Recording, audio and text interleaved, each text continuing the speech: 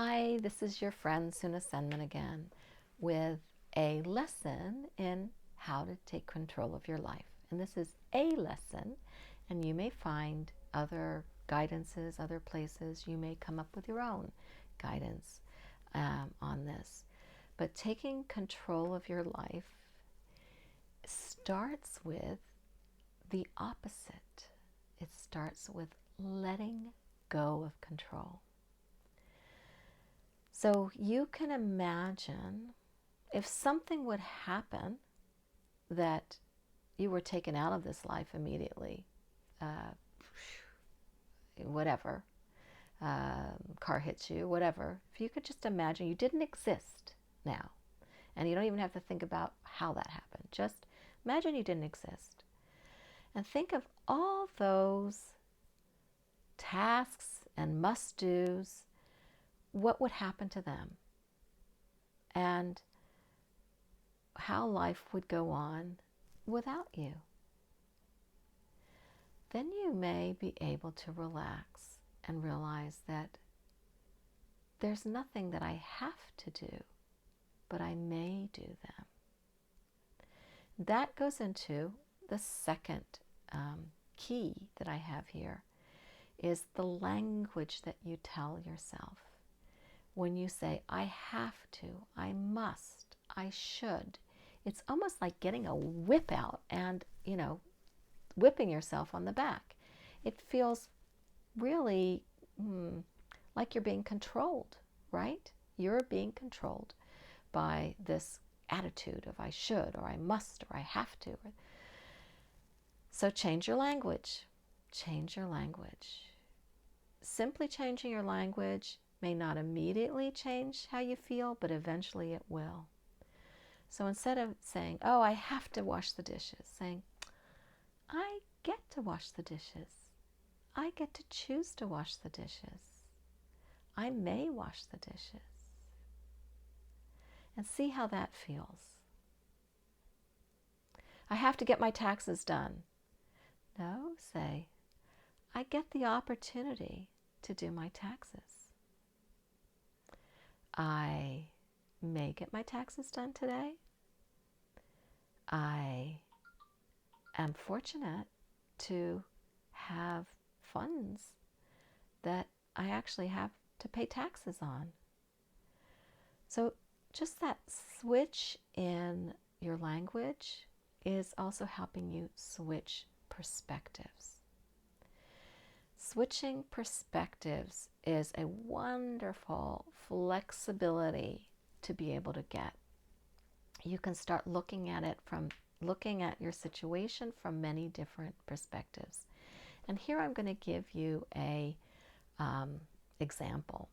In an art class, let's say there's a still life arrangement of flowers and fruits that 16 different students are going to paint. Well, they have 16 different expressions, 16 different perspectives and 16 different expressions.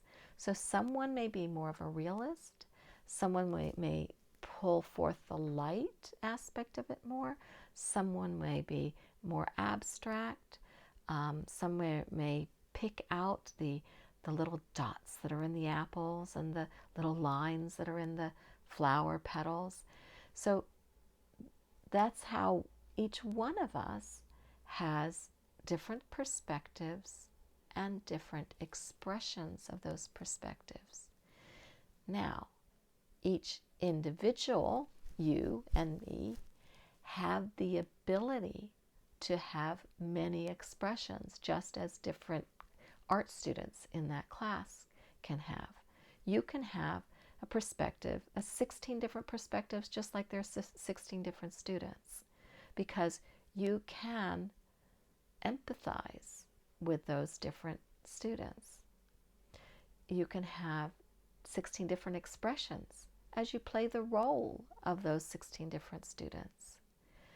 So in your situation, you can start looking at it from the perspective of different people, and you can start that may be related to that situation, and you can look at it from 16 different roles that you would play. You can imagine yourself as being the boss of the situation, or the customer of the situation, or you imagine yourself in those roles and see them through the different perspectives.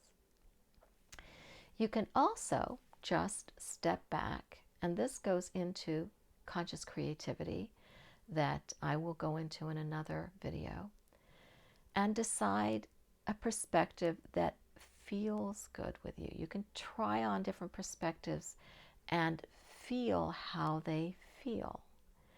And this is where I'm going to go into my book, Being a Process, and bring out an example that I used when I was extremely irritated as I was writing this book, when my cat would get up on my lap and on the keyboard and walk all around the keyboard and get cat hair all over me.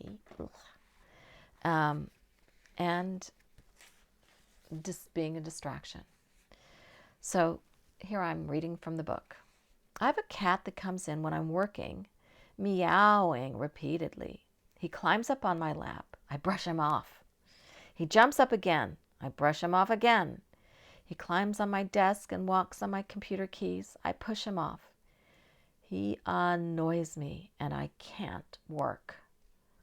I decided that I didn't like being annoyed and could stop. I stopped myself from being annoyed. The cat remained the same. Instead of wincing and raising my blood pressure when the cat came meowing in, I greeted the cat with a soft voice. And when the cat posed at my feet to jump on my lap, I patted him over and over until he calmly walked over to the rug and laid down purring.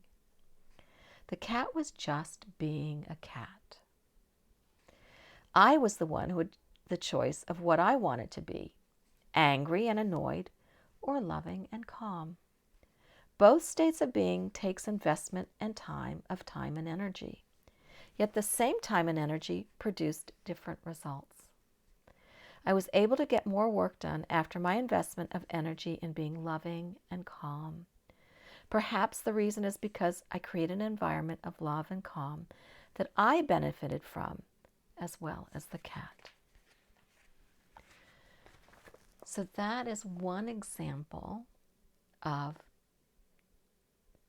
getting control of your life, changing perspectives, and realizing that the situation may be the same, this person may be the same personality, and have the same behavior they always have, but I can change my way of reacting and thinking and seeing it. I can decide that I can first look at what I want out of the situation, and if I want peace and lovingness and calm, then I can put peace and lovingness and calm into the situation. And that's usually what you get out. Whatever you put in, you get out. Whatever you feed grows. So this was a few little tips on how to take control of your life. It starts with very simple things. You can think of something right now that you would like to be more harmonious and peaceful and calming. I think you've got that thought in your mind, that situation. And then just breathe first. We can take a deep breath in now. And exhale and release. Breathe again, in. Exhale and release. Clear your mind, let it be empty. Breathe in. Exhale and release.